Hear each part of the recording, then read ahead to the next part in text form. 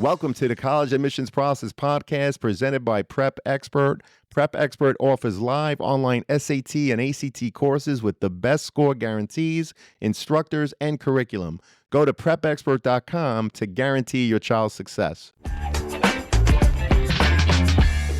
Welcome to the CAP, the College Admissions Process Podcast. I am your host, John Durante, and it gives me great pleasure to introduce to you today Martha Stolze, who's the Director of Admissions at Beloit College in beautiful Beloit, Wisconsin. Martha, thank you so much for being here today. How are you? Oh, I am great. It's my pleasure to be here. I'm excited to chat a little bit about the college admission process and to talk about Beloit College. Fantastic. Well, again, thank you so much for being here. And Martha, what are some of Beloit's standout academic programs, and are there any unique learning opportunities such as internships, research, or special study abroad programs that our students and their families should know about? So many things. We could probably spend a whole podcast just talking about this. But let me talk about a few of my personal favorites. First of all, Beloit is really well known for our anthropology department. And we actually have a fully accredited anthropology museum on our campus with over 400,000 artifacts Wow. from all over the world. In addition to our anthropology museum, then we also have a full art museum on our campus. So having two museums on our campus, and as an undergraduate only institution, I think that's really unusual. And so our students are getting a ton of opportunities to do hands-on learning in both of these museums. And sometimes people think like, oh, okay, well, that's for the art students and the anthropology students. But I love the way Beloit faculty and classes really use these spaces in a very interdisciplinary way. So somebody from our chemistry department might come in and do an analysis of the pigments in some of the artwork. The math department might come in and do an analysis of how the geometric patterns on ancient pottery fall into an algorithm, right? So it is definitely not just for anthropology students or art students. We also have a great museum studies minor. So that is, I think, something fairly unique about Beloit. We're also pretty well known for our creative writing program. We have a long-running tradition of our Beloit Fiction Journal, and our students have a chance not only to, write, but also edit and publish and get hands-on experience with that. And really that hands-on experience theme, I think, goes throughout all of our majors and all of our academic programs. So whether you're a biology major, a business major, a sociology major, whatever it might be, we want our students outside of the classroom getting hands-on experience. So certainly internships are very prevalent. We have a great branch of our career development office called Impact Beloit that is specifically geared towards connecting our students with hands-on learning opportunities in the Beloit, city of Beloit area. And you mentioned study abroad. We can get you to any continent except Antarctica. So lots of great opportunities in lots of different ways. Well, that's awesome. Definitely a lot of great opportunities. And I love how you talked about your theme in terms of being hands on with your learning. So cool that you have a fully accredited anthropology museum. But in addition to that, there's a separate art museum. So there's, again, lots of hands on activities for students to engage in while cultivating your incredible philosophy and mission, right, for those interdisciplinary studies. So, speaking of that, and I know you talked a lot about interdisciplinary studies, is there anything else, Martha, that you'd like to share with us related to that? I think the way Beloit College approaches the liberal arts, right? I think a lot of times the concept of liberal arts gets misunderstood, or people think of it in a very shorthand way of like, oh, well, that means you're a well-rounded student. So absolutely, right? That is kind of the heart of our DNA. We want our students to explore the world from lots of different perspectives. But I think the way we approach that at Beloit College gives students the chance to really take interdisciplinary learning to another level. So one of my favorite examples of this is, we want all of our students to graduate from Beloit as fantastic writers. We require all of our students to take 3 writing intensive courses.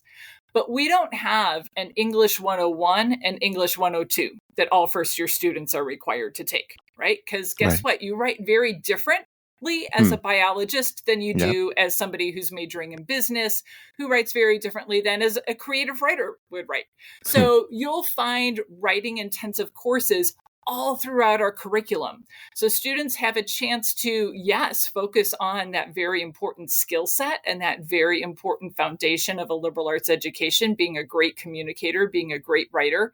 But you have a chance to do that from the lens of lots of different disciplines. And all of our general graduation requirements are built like that. We don't tell students you have to take a math class or you have to take an X class, right?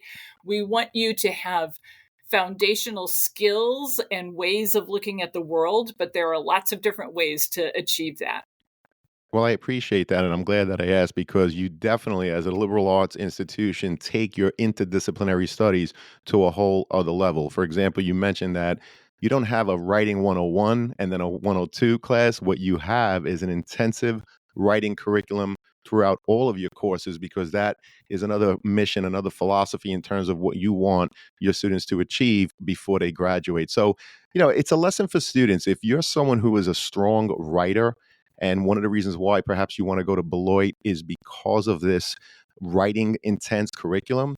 Perhaps it's something to mention, in a personal statement or somewhere in your application so that, you're showing Beloit that you're in line, frankly, with their mission and philosophy. Would you agree with that, Martha? Yeah, absolutely. I think when we're looking for students that are going to be a great fit at Beloit, some of the things that really stand out to us are students that are intellectually curious, right? They take Sure. that class just because they think it sounds really interesting. And Hmm. I know some students don't get a lot of choice in their high school curriculum, right? It might be like, okay, well, regular US history or a push, right? That's the extent of your choice set.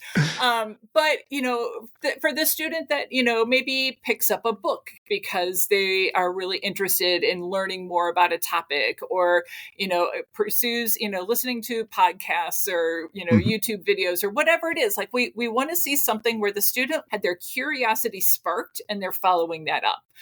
I think the other thing that we really like to see to know that a student is going to be a good fit for Beloit is that they're maybe willing to take a little bit of a risk. Right. Again, Right. like, you don't Hmm. have to, necessarily, when I say that, I don't mean being like a daredevil or something like that. Right. But try something new. I Right. think as much as there is no such thing as a typical Beloit College student, I do think that most of our students are willing to come to our campus and join the cricket club, even though Hmm. they've never played cricket before, but Right. they've heard Right. about it and they're really interested and they're like, I'll give this a shot, right? And if they find out cricket's not their thing, that's okay. But, Right. we want them to, whether it's again, study abroad, taking a class outside of their major just because it sounds really intriguing.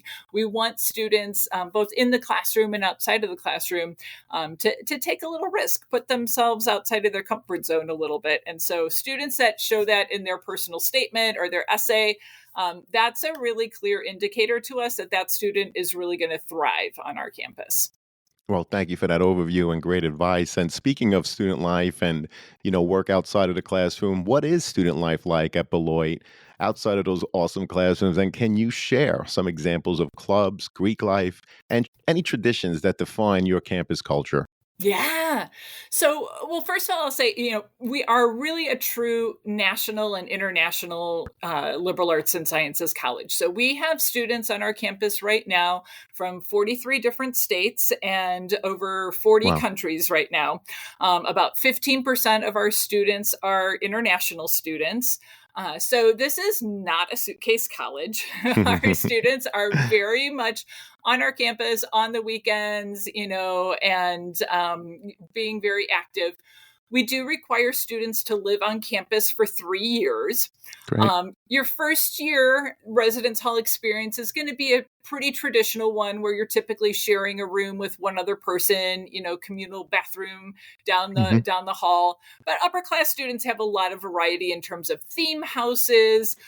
We do have Greek houses on campus, and that is considered living on campus if you're in a Greek house as an upper class student. Um, so again, lots and lots going on. Clubs and activities, over 50. So Wow. again, way too many to mention. And I would say they kind of fall into a couple different buckets. There's student clubs and organizations that are kind of around academic area. So right now, like our geology club is really, really active. They are planning, excursions and camping trips throughout the Midwest, giving students a chance to, again, kind of, have a lot of fun with each other, but Hmm. still, kind of focused around that theme. We have a lot of identity based clubs and organizations. Hmm. So, whether it's our Black Students United, our Latinx student group, several LGBTQ Hmm. student groups on campus. So, those kind of identity based. And then lots of clubs based around kind of, again, more like activities or interests. Beloit Science Fiction and Fantasy Hmm. Association is one of our biggest clubs on campus. I know informally there's probably more D&D groups on campus than I can count. Right. So there's a lot, and I think there's something for everybody, whether it's fine arts or anything else. Really active campus recreation opportunities. Again, whether it's taking yoga classes or jujitsu classes or just working out, all those things to do. Greek life, you asked specifically about that. I mentioned that a little bit, that we have Greek housing and that it is considered living on campus. So we have 3 national fraternities, a national sorority, and then a local sorority. And I will say, I think one of the interesting things about that sorority that actually decided to leave the national chapter is because they did want to be more inclusive of the LGBTQ community. Great. And so they made a very deliberate decision to leave the national chapter. So I think for students that want to be in a Greek organization, they do a lot of great public service on our campus. And, they are certainly active, but they are not the only way to be involved. Students have lots of other ways to find community as well. So I think kind of whether you want it or not, you can kind of find your people and find your space on campus. Well, that's awesome, and you made it very clear that it is certainly an all-inclusive campus. I really appreciate that. Students from 43 different states, over 40 countries. And by the way, you mentioned that it's not a suitcase college or a commuter school, being that students are coming from over 40 countries and 40 states.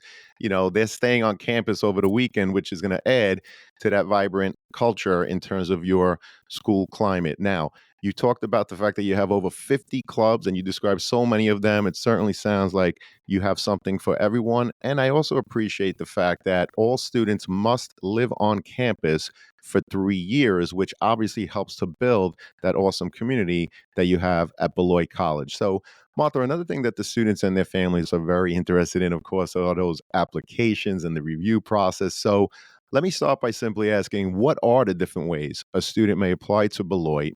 And is there a benefit to applying one way over the other in terms of being considered for acceptance and even merit aid? Mhm.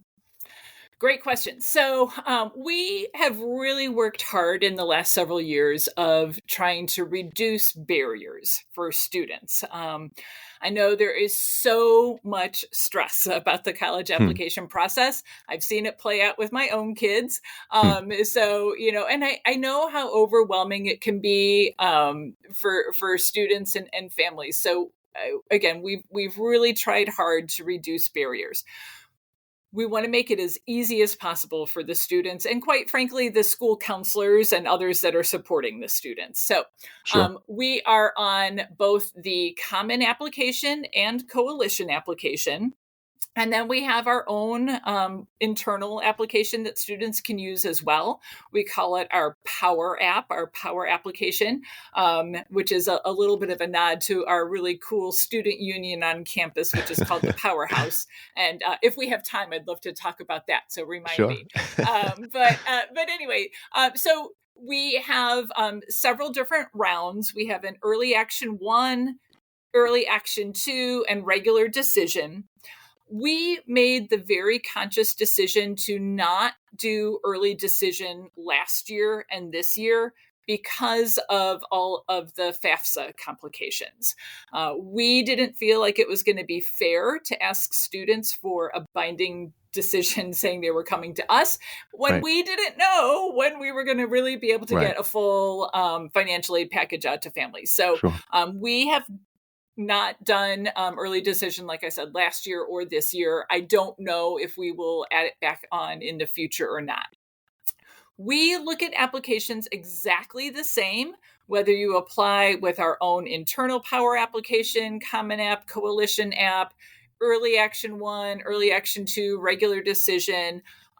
Really, honestly, those to Beloit College do not matter. There's no advantage or disadvantage. There's not any difference in how we evaluate students for scholarship or merit aid or anything like that. So it truly is whatever is going to make the student's life easiest. So we certainly, I personally think the sooner you get your application done, the better, because it does give you then more time to focus on the financial aid part of the Sure. equation, which for most families is a big part of the question. So I think if you can get your application process done sooner rather than later, I think that is in the student's best interest. But again, I get it, right? Yep. Senior year can be chaotic, and you can have the Absolutely. very best of intentions of getting those applications in by November 1. And then all of a sudden it's the holidays and you're like, oh, I'm still working on that essay. For our students, certainly earlier is better just from, I think, a process standpoint, but there's no advantage. Well, we appreciate that. And, we always talk about the holistic review process. So, what specific experiences or expectations, if you will, does the admissions team look for when reviewing student applications? Mhm.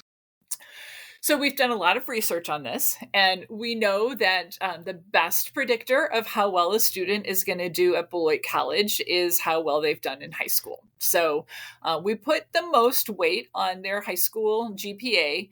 We look at an unweighted GPA when we review classes, but we certainly do take the rigor of a student's academic curriculum into consideration. We also really take into consideration what opportunities the student has in their school, right? Again, we have students applying from all over the world and all over the country, right? So a student who has 3 AP classes, who's at a large suburban high school that offers over 20 AP options, Right. right? Like, awesome, that's great. We're glad that you took those 3. But we're also going to recognize that a student from a rural high school in, Vermont, where there are only 3 AP courses offered at their Right. high school, right? That's a little bit of a different, thing. So we don't have some sort of a magic formula where we say you need X number of honors or AP courses or things like that.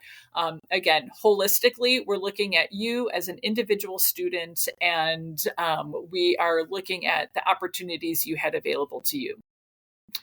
We love to see letters of recommendation, but again, we have, in an effort to reduce barriers, made those optional. We recognize that there's been quite a bit of research that there's bias in the letter of recommendation process. And so, again, it helps us get to know our students, our applicants better. It helps us know what opportunities to connect them with. But especially coming out of COVID, right? There are students that just were never maybe able to make those same connections in their high Hmm. schools that they might have been able to do 5 years earlier. Right. So we really want to be mindful of that. We have been test optional since long before COVID. Hmm. Again, lots of research about, the biases that are in standardized tests. if you took a ACT or SAT and you are really proud of your test scores, awesome. Send it to us. We will absolutely take that into consideration. But if you took that ACT or SAT and you're like, ooh, this is not who I am as a student, like that's okay too. We're not going to ask you for anything extra. We're not going to say, like, oh, well, now you have to write 3 more essays or something like that, right? Right. So we really do want it to, again, reduce barriers and simplify the process for students so that they can show us who they are as the best student. So focus on that essay for sure. If you want to send us, an art portfolio or something like that, we'd love to take a look at that as well. But for us, honestly, how you have done in your high school classes and taking advantage of, opportunities to challenge yourself. Again, I mentioned taking a risk. Maybe that means getting a B in a little bit harder class. Right. Like, honestly, we'd rather see that. So, Well, I appreciate everything that you said, and you said a lot. First of all, you mentioned, and it's a theme that's come up on so many podcast episodes, the best predictor of future academic success is based on performance in high school. So, as you mentioned, you looked at the unweighted GPA. You look at the academic rigor that the students selected to take based on the context of their high school. I appreciate how you talked about the student in a suburban high school that has over 20 AP courses to select from and took 3, which is great. But then you mentioned a student from Vermont, smaller school, where they only offer 3, and that student took all 3 of them. Even though each of those students took 3, you're going to look at them very differently in your academic process because of the context of what is available in your high school. Now, students and parents that have been listening to the podcast know that I always mention the school profile. Each school has a school profile. If you're not familiar with your own, go to your school counselor, look on your high school's website, and it should be available to you very easily. The other thing you mentioned, though, is that you look at the unweighted GPA. Obviously, you have students from over 40 countries, from over 40 states.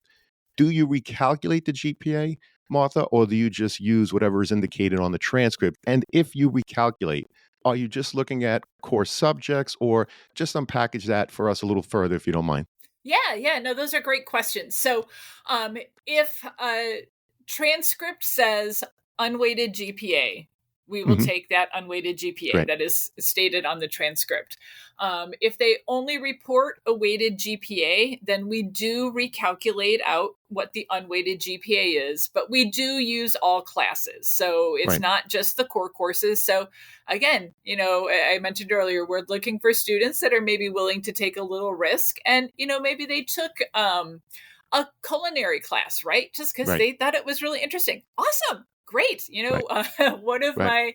my favorite students at Beloit in our entrepreneurship program started his own chocolate business. So, hey, we recognize that, there are lots of ways to learn and we want to see as much as we can about who you are as a student.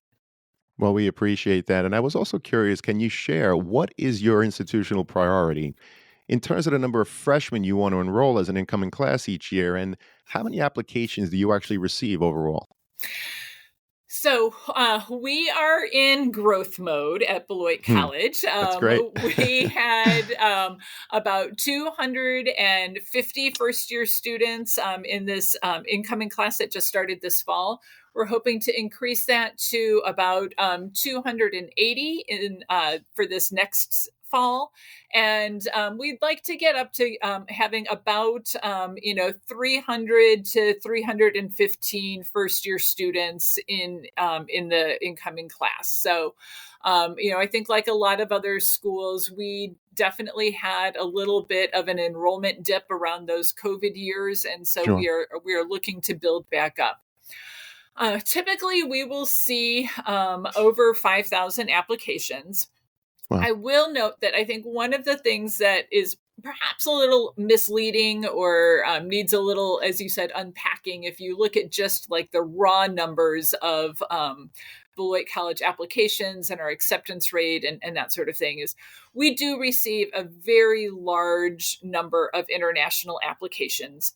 We are need blind for Mm. US students, but we are need aware for our international student population.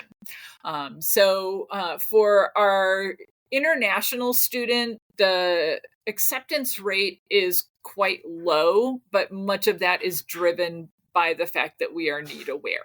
So our overall acceptance rate at Beloit College might scare some people and they might be like, oh gosh, I don't know if I can get in, right? But a lot of that is being driven by that need aware for our international student population. So for US students, our acceptance rate is close to about 80%. Right. And for international students, again, it has nothing or has little to do, I should say, with the academic quality of the students that are applying to Beloit from Right. abroad, but more about their financial ability. So it's a much lower acceptance rate for our international students.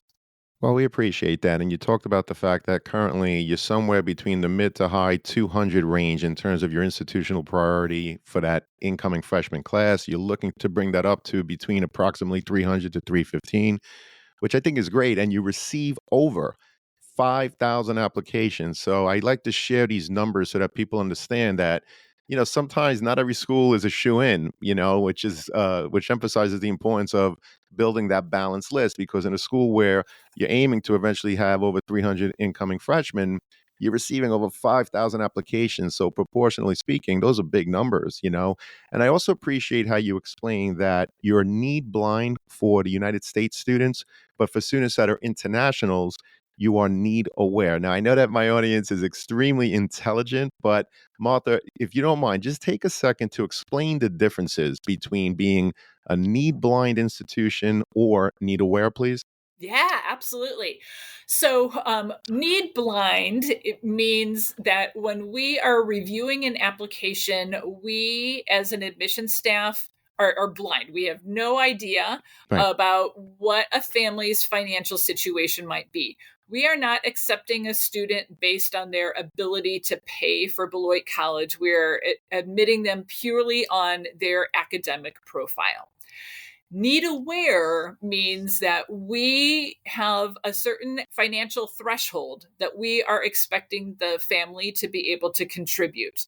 And so, for our international students, in addition to considering their academic profile, we also ask them to provide documentation about how much money their family is going to be able to contribute to um, their college funding. They're financing their college experience here at Beloit. So if a family does not meet a certain threshold, they could be a super duper fantastic student, but right. we will not admit them because they're not going to be able to contribute enough financially. Right. So let me just make sure I have it right. Also for the audience, need blind, it's purely in terms of the admissions decision is purely on academic merits. But when you're need aware, there is a threshold that you ask the family, are you able to meet? And if they're not, then, they're not going to be accepted to Beloit. Do I have that correct? Exactly. Yep. Well, we appreciate that. Now, you mentioned earlier that not only are you test optional, but you've been test optional even before COVID. So, Martha, can you explain how students should decide whether to submit those standardized test scores and how their application is evaluated if they choose not to do so? I know, again, you touched upon this, but let's just dig a Hmm. little deeper. Yeah, absolutely. So there's not a big line that I in the sand that I would draw and say, if you have a score above X, submit, and if it's below X, don't submit, or things Right, like that. Again, I really try and put it back to the student to say, do you feel like this test score is a good representation of who you are as a student? And that's a right, very personal thing, right? You might talk to a student who got a 1200 on the SAT and they right, are thrilled by that, and right. another student who gets a 1200 on the SAT and they are devastated by that, right? Yes. So again, there's no magic number where I would say if you have above or below a certain number, do or don't. For students, if you feel like it's a good representation of who you are as a student, great, send it in to us. At Beloit, we really try and take a do no harm approach. So Great. if we are honestly looking at an application and again, I can only speak to Beloit College, Hmm. but at Beloit, if we are looking at that application and that test score is really not helping the student, we tend to just kind of ignore it. There are certainly going to be exceptions to that where, we really feel like it is a warning that the student might not to be able to be academically successful. But we really do put the vast majority of the weight on the student's academic performance in high school.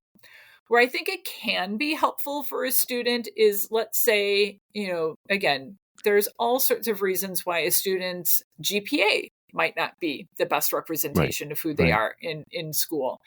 And if you have a strong test score that offsets that, maybe you were dealing with, some significant family issues, mental health issues, physical health issues, whatever it might be. Again, there's lots of reasons for that. But your test score is a strong test score, then I think that can be really helpful for a student. And that's the sort of thing that we can definitely take into consideration, again, both for admission as well as for academic scholarship, where we Right. can say, this one number is not necessarily telling us the whole story. And we have a little saying at Beloit, you're more than a number. I think Hmm. that a lot of smaller schools like Beloit College tend to have that mantra of, you're not a number at our institution. And I would say the same thing when it comes to GPAs and test scores. And that's the whole point of a holistic review. We do truly want to get to know you beyond just a test score number or a GPA number. We want to have the broadest possible view into who you are as a student, because in the end, it's not going to do the student any good, the family any good, or us as an institution any good to have a student come who's not going to be able to be academically successful. But we also know that those numbers don't always tell the whole story.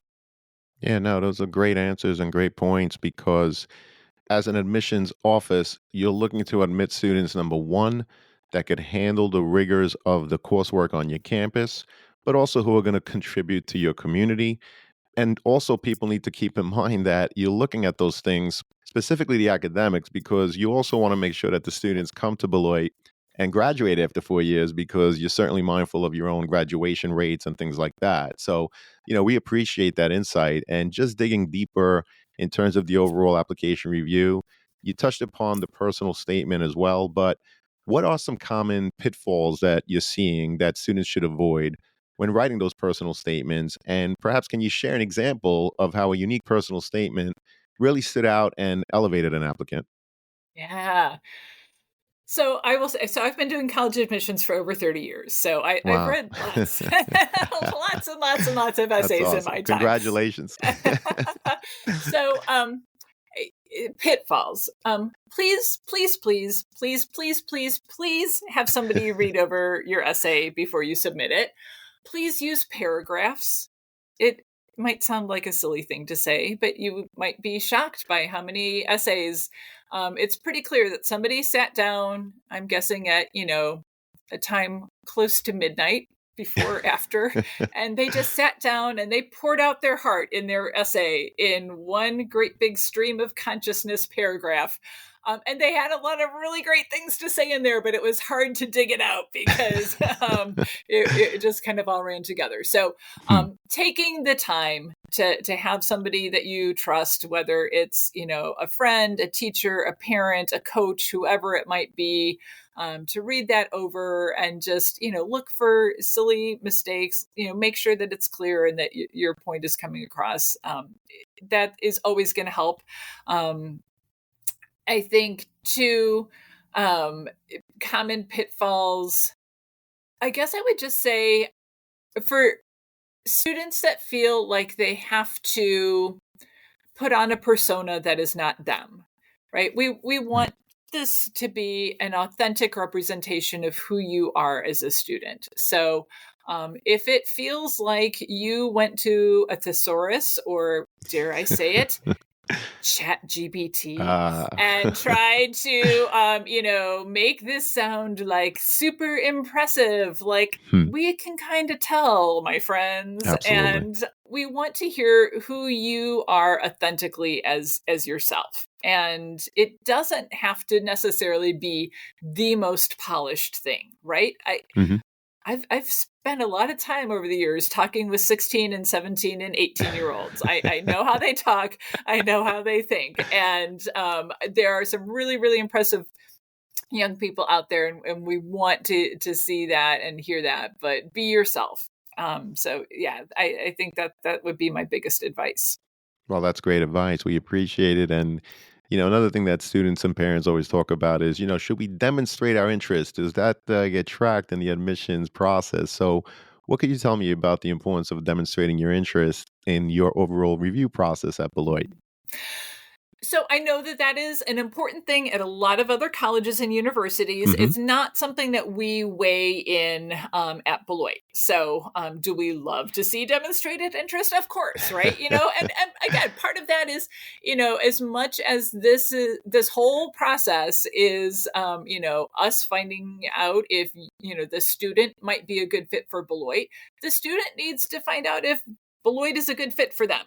That's right. And so, really, beyond just, the algorithms that are out there for demonstrated interest, for me, what demonstrated interest does is help the student figure out, is Beloit College a place where I can see myself for the next 4-ish years, right? Right. So, whether you're coming in as a transfer student, first year student, whatever it might be, that demonstrated interest really is your opportunity as a student to say, is this the right place for me? And Right. so that to me is what's the most important part of all of those, opening emails and coming to Right. visit Right. campus and meeting with your, admissions rep when they come to your high school or at the college fair is, you should be asking us lots of questions just as much as we're asking you questions. And Right. Right. That's great yeah, advice. I appreciate it. And, one thing that I want to say about that, and you hit the nail on the head, but I just want to repeat it, is that whether or not a college indicates that they track demonstrated interest, it's important to do those things that fall under the umbrella of demonstrating your interest. For example, if you're able to visit campus, if a representative comes to your high school and you get to speak to them, open the emails, engage with virtual events, all of those things are important, whether or not the school uses it in the review process or not, because that is helping you students to determine whether or not, in this case, Beloit College is in fact the right fit for you or not. So it's a very important part of the process, again, regardless of whether the school tracks it as part of the application review or not, to help yourself in the process, students. So we really appreciate that, Martha. And you mentioned transfer students. So I was just curious, are there any minimums if a student wants to transfer? In other words, do they have to have 30 credits before they could transfer to Beloit, or what's the criteria that they have to follow to apply? yeah, no, that's a great question. And yes, I'm actually the counselor that works with all of our transfer students. Awesome. Beloit College has been recognized as a transfer friendly institution by Great. PTK, Phi Theta Kappa, which is the honor society for 2-year colleges. We do not have a minimum number of credits that you have to transfer into Great. Beloit. So if you started at, big state university really far from home and you're all of a sudden realizing that was not the right choice for me or whatever it might be, right? There, again, there's 100 different reasons why students transfer. Whether it's after a semester or after 2 years, we are happy to work with you as a transfer student. A few things that we do at Beloit to help try and make things as smooth as possible for our potential transfer students. First and foremost, I'll say, is that we will do a credit evaluation for you Hmm. even before you apply. So I know that for transfer students, often one of their biggest questions is, how will my credit transfer? And is Right. it all going to transfer in, right? So we won't even make you apply, much less be admitted before you do that. We will do a transfer credit evaluation for you. All you have to do is go to our website. It's all over the place in our Right. transfer area, Right. and fill out a form, upload unofficial transcripts. We, again, trying to reduce those barriers. We try and make it as easy as possible. For students that attended a 2-year institution, if you earn an associate's degree, either an associate of arts or an associate of science, you will have automatically met our general graduation requirements. So those general liberal arts and science requirements for graduation with an associate's degree, those are automatically met. So then you can just be focusing in on your major, minor requirements, things like that in order to graduate.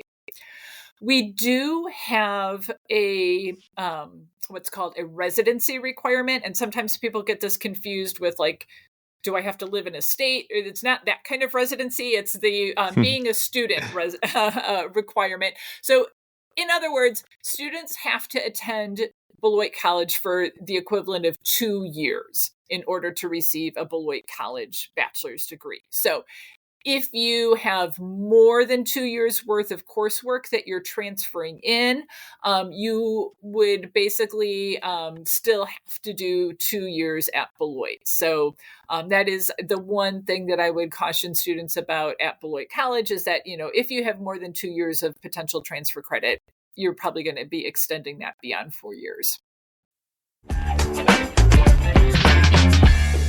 This is your host, John Durante, and it gives me great pleasure to welcome back Sean Patel, who's the founder and CEO of Prep Expert. Sean, welcome back. Thanks, John. Thanks for having me. And I'm so excited to announce that Prep Expert is the official title sponsor of the College Admissions Process podcast. This has been a partnership in the works for a while now, and I'm so glad we got it off the ground. We're so excited to work with families, parents, students of the College Admissions Process podcast at Prep Expert to help them through our live online SAT and ACT courses, not only improve their SAT and ACT scores, but help them get into college as well as win hundreds of thousands of dollars in college scholarships. Thank you so much for the partnership, and we are so excited to work with your families. Thank you, Sean. And to learn more about how Prep Expert can support your child's academic journey, visit prepexpert.com today, and best wishes to all. Well, we appreciate that insight, and I'm glad I asked the question because there's definitely a lot of students that are considering transferring. I actually, ironically, just spoke to one this past week, and so, we appreciate those insights. Now, Martha, for listeners who may not be familiar with something called the Common Data Set, can you explain what it is and how prospective students and their families can use this resource to help them with their college search and get a better understanding of Beloit, such as admissions and financial aid data, along with student demographics and, frankly, anything else? Yes. So all of those things And more. Yes, exactly. So I will be the first person to say that, I'm not a numbers person. You might have guessed from listening to me so far that I like telling stories and I am a word person. I am not a number person. So I am not the person who can just like off the top of my head quote our common data set numbers. But I do think that they are a great resource just for that reason, right? So the common data set information is required data, hence the name, that colleges report to the federal government. And they are required to do that every year. And so it really gives families and students a chance to look at apples to apples, right? So when you are looking at things like acceptance rates, right? Okay, so how do I know that, everybody is counting the same, who is an applicant the same way, which might sound like a silly thing to say, but, in the world of direct admissions now and things like that, right? All of a sudden it can be a little fuzzy of who has actually applied to this college. And so then how are you determining whether or not a student has been accepted? This common data set, again, allows students and families to compare apples to apples. I think it can be helpful for things like retention and graduation rates. I think it can be really helpful, as you mentioned, for demographics, right? If you are wondering about, how many Pell eligible students attend a particular college or university, that can be really helpful. So, I think it's a good resource for families in terms of maybe giving you some really broad strokes. But again, I will say, as my Hmm. word person and not a number person, statistics can sometimes be a little misleading, right? So I mentioned if somebody looks at our acceptance rate, it might look a little scary. That's because of that whole need blind, need aware for international students, large international student Right. population. So yes, it's apples to apples, but there can also be a story behind some of those numbers. Yeah, I appreciate you saying that and giving a great overview of what it is. And like anything else, it's another tool, right? It's another tool, but it's filled with data. But to your point, yes, you have to be very mindful of, what the data is saying because there can be a backstory to it. So, we appreciate that. And this has been a phenomenal conversation, Martha. I really appreciate it. Before I get to the last question, I always like to ask, are there any questions that I didn't ask or any topics that I simply didn't bring up that you'd like to share with us now? Oh, the powerhouse. Yes, I knew you were gonna bring that up, right? You mentioned that earlier. Yeah. So I will say, Beloit College right now, we are really in kind of a transformative era in a lot of ways. We are taking our physical spaces to the next level. That started just before the pandemic with an amazing transformation of what was an abandoned powerhouse, a coal-fired power plant Hmm, in Beloit, the city of Beloit. It was right on the edge of our campus, right along the beautiful Rock River. It had sat abandoned for about 10 years. And the college purchased that building and made an amazing investment into it. And so it is now this fantastic multi-use space. awesome. Um, that is, houses our cafeteria. It has, arcade space in the basement, batting cages, a Awesome. field house.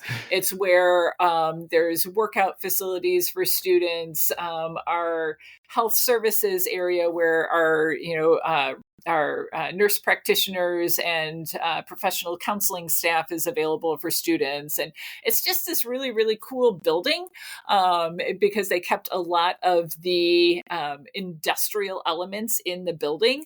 But it is this huge space that gets used for a lot of things. But in addition to the powerhouse, which opened in February of 2020, little did we know, Hmm, but we just completed a $10 million renovation of our library. We wow, are refurbishing a number of our residence halls. We are just opened this fall a new student cafe on the academic side of our campus. So there's a lot that's happening on our campus that's really exciting. Oh, our fine arts area is getting a makeover right now, too. So just there's lots of really cool things going on campus physically. In terms of our academic areas, we have recently launched schools. So, a school of business, a school of health science, a number of other schools that I'm forgetting, and I'm sure our faculty will be really annoyed with me by that. But what I will say is, as you might have guessed from listening to me, Beloit does things a little bit differently. So when we say a school of business, it's not like at a large university where if you want to be, an econ major, you also have to apply to the school of business. What our School of Business and School of Health Sciences, School of the Environment and Sustainability, School of Media and the Arts, School of Global and Political Studies, that's the newest one. I'm not quite. Anyway, it's really focusing in on career opportunities, hands-on learning experiences, some of those things we talked about at the very beginning of our conversation, those interdisciplinary approaches to learning.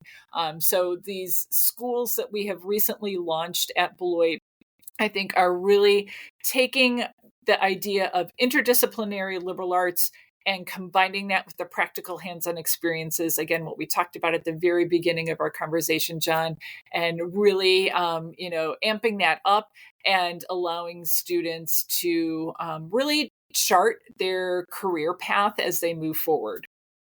well, that's amazing, and it's so clear that, you truly love Beloit, and they're so lucky to have you, as their director of admissions. And we were certainly very lucky to have you here on this podcast episode. Unfortunately, Martha, it does bring us to that last question, which is, what are your top 3 pieces of advice that you would provide students and their families getting ready for the college admissions process? Yeah. So I would say I'm a big advocate of the Goldilocks approach. So if at all possible, visit not only as many schools as you can, but I always tell people, go to one school that maybe you think is too big, or one school that you think is maybe too small, or too close to home, or too far away from home, and sit in the chairs and eat the porridge. And that will really kind of help you figure out like what feels just right. So that is definitely my biggest piece of advice. Next, I would say is don't be afraid to ask questions. And again, that might sound really silly and really obvious, but I think so often students and families feel like, okay, well, the colleges, they're the experts and they're going to tell me what I need to know, right? But if you are curious about, again, whether it's, Greek life or support for LGBTQ students or support for students with learning differences or, whatever it might be, like if they're not telling you about that up front, please don't hesitate to ask those questions, right? It's so Right. important. And we really want to make sure that we're giving you the best information we can to make the decision that's right for you. And then I think the last piece of advice is, we were talking about data and data set and numbers and things like that. Please don't rule out a college just because of a tuition price. Again, I think families, even if I can't tell you how many times I've heard a family say, well, we know we're not going to get anything, right? Well, you don't know until you try, right? Right. So whether or not you think you're going to get any additional financial aid, don't rule out a college based on a sticker price, and don't hesitate to fill out that FAFSA. And it can't hurt. It might help. Absolutely. Absolutely. These are great pieces of advice. This, again, has been a phenomenal conversation. Martha, I can't thank you enough. I do hope to have you again as a follow-up episode. Yeah. It would be awesome. Thank you so Great. much for your time today, Of Martha. You're, course. you're terrific. All right. And to everyone out there, thank you so much. Good luck all, and best wishes with the college search. Take care all. Thank you for joining us on this episode of the CAP, the College Admissions Process Podcast. We hope you enjoyed the show. If you did, please don't forget to tell a friend and follow us on Facebook, Instagram, Twitter, and wherever you listen to your podcasts. I am your host, John Durante, and I look forward to seeing you on the next episode of the CAP. Hey, podcast friends, if you've been enjoying the College Admissions Process Podcast, I'm excited to share my new book, Straight from the Admissions Office, Insider Strategies for College Applications. It's packed with insights and tips from over 250 podcast episodes with admissions professionals designed to make the college process less overwhelming. Whether you're a student, parent, or college counselor, it's a valuable resource for navigating the admissions process. By grabbing a copy, you're also helping to support the podcast. The links are in the show notes. Thank you, and best wishes to all with the college admissions process.